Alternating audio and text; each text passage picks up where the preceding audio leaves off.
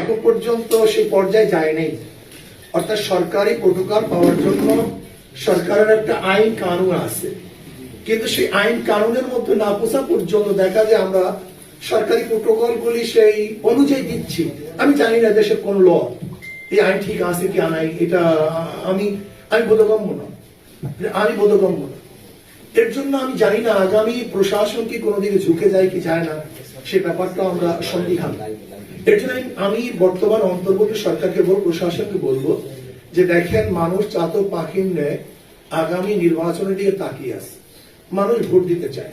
কাজে আমি অনুরোধ করব যে আপনি কালিমা লেপন করবেন না। আপনি দেখেছেন বর্তমান, আমি সিএসি কে বলবো, আপনি দেখেছেন বিগত দিনের যারা সিএসি ছিল তাদের পরিণতি কি হয়েছে, এগুলি আপনারা সবাই প্রত্যক্ষভাবে লক্ষ্য করেছেন। অপদস্থ, অপমান হয়েছে।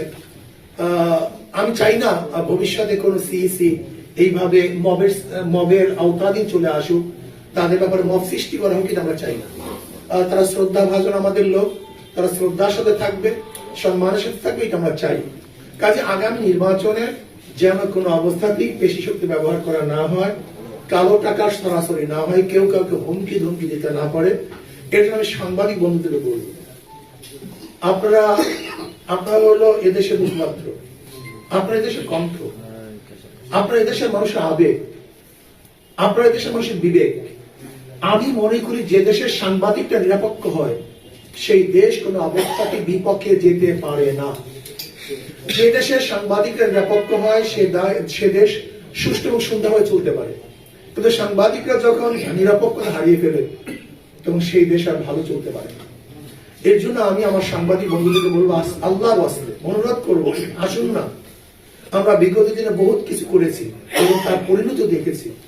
শুধু একটা বারের জন্য আগামী নির্বাচনে এবং এই দেশের কল্যাণের জন্য আমরা সবাই নিরপেক্ষ, যে দোষী, যে কালো তাকে কালো বলি, যে দোষী তাকে দোষী বলি, যে সাদা তাকে সাদা বলি, সাদাকে কালো না বলি, কালোকে সাদা না বলি। আর একটা কথা বলবো, আগামী নির্বাচনে যেরকম দুদুকে চেয়ারম্যান সাহেব যে কথা বলেছেন, তিনি বলেছেন আপনারা দুর্নীতিবাজদেরকে নির্বাচিত করবেন আর দুর্নীতিমুক্ত দেশ চাবেন, এটা সম্ভব না। আমি মনে করি দুদুকের চেয়ারম্যান সাহেবের কথাটা আপনাদের সবার কলমে আসা উচিত, আপনাদের সবার বক্তব্যে এই কথাটা আসা উচিত। যদি আপনারা এই কথাটাকে বেশি বেশি শেয়ার করেন, প্রত্যেকেরই একই বক্তব্য হয় যে আমরা দুর্নীতিবাজদেরকে কোন অবস্থায় নির্বাচিত করব না, দুর্নীতিবাজদেরকে নির্বাচিত করে দুর্নীতিমুক্ত দেশ গড়া যায় না।